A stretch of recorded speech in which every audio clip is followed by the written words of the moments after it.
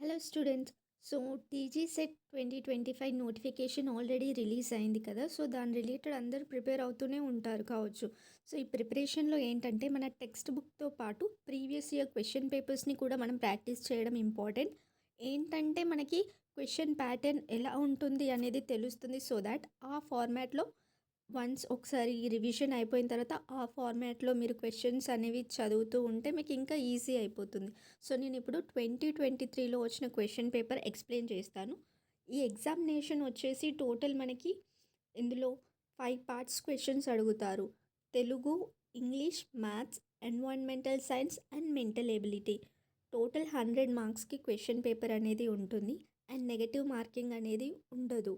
So మనం answers అనేవి అన్నీ అటెంప్ట్ చేసినా ఇన్ కేస్ మిస్టేక్ అయినా పర్లేదు, మీరు టెన్షన్ పడాల్సిన అవసరం లేదు. కాకపోతే అన్నీ అటెంప్ట్ చేయాల్సి ఉంటుంది. అండ్ ఇందులో మనకి ఏ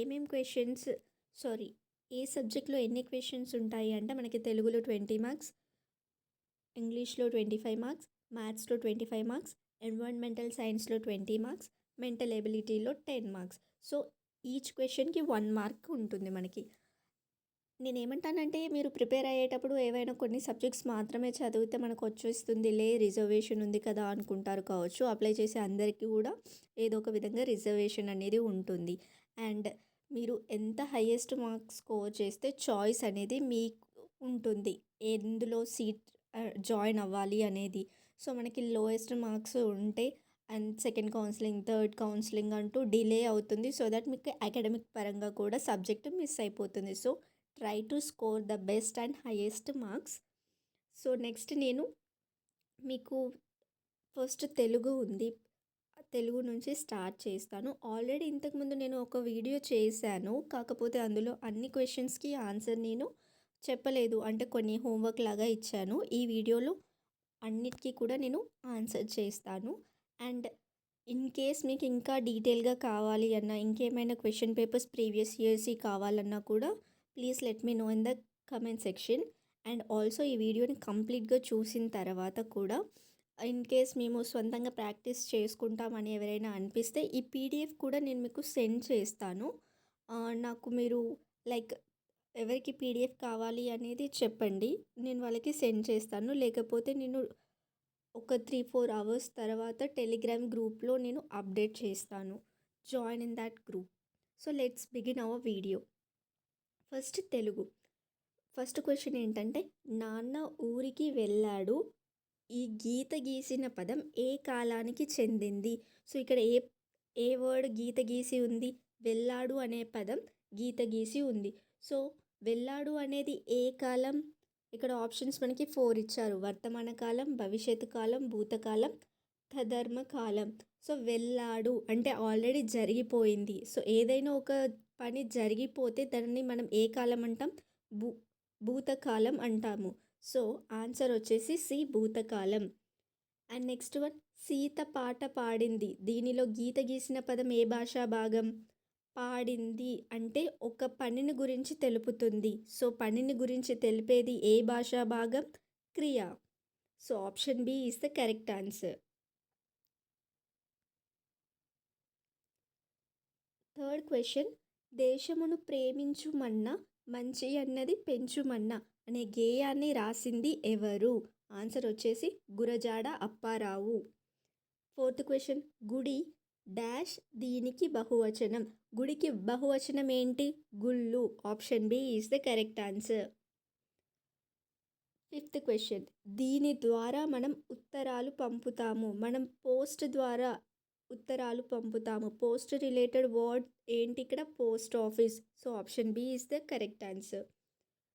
విజయదశమి రోజు ఏ చెట్టుకు పూజ చేస్తారు? విజయదశమి రోజు మనము జమ్మి చెట్టుకు పూజ చేస్తాము. Option D is correct answer. Seventh question, Paramanandayya శిష్యులు ఎంతమంది? పరమానందయ్య గారికి 12 మంది శిష్యులు. వేమన శతకకర్త ఎవరు? వేమన శతకకర్త Vemana. Answer D. And next, కవనం అనే పదానికి అర్థం ఏమిటి? కవనం అనే పదానికి అర్థం కవిత్వం. Option D is the right answer. Next question, భారతదేశంలో రెండవ అతి ప్రాచీనమైన సరస్వతి దేవాలయం ఎక్కడ ఉంది? So answer B Basara. Basara అనేది సరస్వతి దేవాలయంకి చాలా ప్రాముఖ్యత చెందింది. అండ్ 11th క్వశ్చన్ వచ్చేసి పిన్ కోడ్ నెంబర్లో చివరి 3 అంకెలు దేన్ని సూచిస్తాయి? సో ఆప్షన్ ఏ తపాలా కార్యాలయాన్ని సూచిస్తాయి. టోటల్ పిన్ కోడ్లో మనకి ఎన్ని డిజిట్స్ ఉంటాయి? 6 డిజిట్స్. సో ఆ 6 డిజిట్స్లో లాస్ట్ 3 డిజిట్స్ అనేవి మనకి తపాలా కార్యాలయం అంటే పోస్ట్ ఆఫీస్ని రిప్రజెంట్ చేస్తాయని అర్థం. 12th క్వశ్చన్ త్రివేణి సంగమం అనగా ఏమి? త్రివేణి సంగమం అనగా 3 నదుల కలయిక. Option C is right answer. 13th question శతక పద్యాలు విద్యార్థుల్లో డాష్ పెంపొందిస్తాయి. శతక పద్యాల ద్వారా విద్యార్థుల్లో ఏం పెంపొందిస్తాయి? కోపాలు, అపార్థాలు, నైతిక విలువలు, పాపాలు. సో ఆన్సర్ నైతిక విలువలు. 14th క్వశ్చన్ వచ్చేసి ఈ కింది వానిలో సంశ్లేషకర పదాన్ని గుర్తించండి. సో ఆన్సర్ వచ్చేసి డి జోష్న.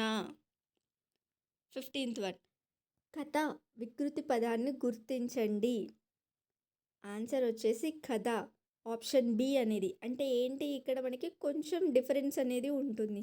మనం ఇప్పుడు క్వశ్చన్స్ ఇలా ఉన్నాయి కదా, ఈ క్వశ్చనే నేను చదువుతా ఇంకేం చదవను, ఇలా మీరు ఎవరు చేయకండి. ఇవి చదువుతో పాటు కూడా అంటే ఇక్కడ కథ వికృతి పదం గురించి అడిగిరు అంటే మనకి ప్రకృతి వికృతి నుంచి ఒక క్వశ్చన్ వస్తుంది అని అర్థం చేసుకొని మన సిలబస్లో ఉన్న ప్రకృతి వికృతి పదాలన్నీ కూడా మీరు నేర్చుకోవాలని అర్థం. అండ్ మీరు ఈ పీడిఎఫ్ని డౌన్లోడ్ చేసుకొని ప్రింట్ తీసుకున్న తర్వాత ఏం చేస్తారంటే ఇక్కడ ప్రతి పదం ఇక్కడ వికృతి పదాలు ఉన్నాయి కదా, వాటికి సంబంధించిన ప్రకృతి పదాలు అనేవి సైడ్లో రాస్తే మీకు అంటే రివిజన్ చేసుకునేటప్పుడు ఈజీగా ఉంటుంది. అండ్ దెన్ 16th క్వశ్చన్ వచ్చేసి నరకాసురుని వధ జరిగిన సందర్భంగా ఏ పండగ జరుపుకుంటాము? Option B Deepavali. 17th question ఈ కింది వానిలో అచ్చుతో మొదలయ్యే పదాన్ని గుర్తించండి. అచ్చుతో ఏ పదం మొదలవుతుంది? అసలు అచ్చులు అంటే ఏంటి? ఆ నుంచి అహా వరకు ఉండే పదాలను అచ్చులు అంటాము. సో ఇక్కడ అచ్చులతో మొదలయ్యే పదం ఆదివాసి. పాడి అనే పదానికి సరిపోయే జంట పదం ఏంటి? పాడి పంటలు. పాడి పంటలు మనం వాడుతాం కదా, సో వాటిని జంట పదాలు అంటారు. సో దీని ఆన్సర్ బి పంటలు. అండ్ 19th క్వశ్చన్ కింది వాటిలో మహా ప్రాణాక్షరమున పదాన్ని గుర్తించండి. ఆప్షన్ డి డంకా. డంకా అనేది right answer. Next 20th question అల్పుడు అనగా అర్థం ఏమిటి? ఆప్షన్ ఏ నీచుడు. మనం ఇవి పోయమ్స్లో వస్తాయి కదా మనకి, సో ప్రతిపదార్థాలు అన్నమాట. So these are the questions. ఇవి మనకి తెలుగు పార్ట్ నుంచి ఉన్న క్వశ్చన్స్ 20 క్వశ్చన్స్. సో ఈ 20 క్వశ్చన్స్ ఎలా అయితే మనకి ఇచ్చాడో ఆ విధంగా మీరు అల్పుడు అనగా అర్థం ఏంటి అని అంటే, సో మనకి మీనింగ్స్ నుంచి ఒక క్వశ్చన్ వస్తుంది, ప్రకృతి వికృతి నుంచి క్వశ్చన్స్ వస్తాయి, అండ్ సంయుక్తాక్షరాలు అలాంటి వాటి నుంచి వస్తాయి, జంట పదాల నుంచి క్వశ్చన్లు వస్తాయి, అచ్చులు హల్లులతో మొదలయ్యే పదాల నుంచి క్వశ్చన్స్ వస్తాయి, అండ్ పండుగలు వాటి జరుపుకునే సందర్భాలు ఇలాంటివి కూడా అడుగుతారు. సో మన సిలబస్లో మనకి ఏవైతే టాపిక్స్ ఉన్నాయో అవన్నీ కూడా మనము తప్పకుండా ప్రాక్టీస్ చేయాలి అన్నమాట. ఫిల్ ఇన్ ద బ్లాంక్స్ లాగా మనం ప్రాక్టీస్ చేయాలి. అండ్ బయట మనకి బుక్స్ కూడా ఉంటాయి ప్రీవియస్ ఇయర్ క్వశ్చన్స్కి సంబంధించింది. మీరు ఒకసారి బుక్ స్టాల్స్లో తెలుసుకొని అందులో అన్ని ప్రాక్టీస్ చేయండి.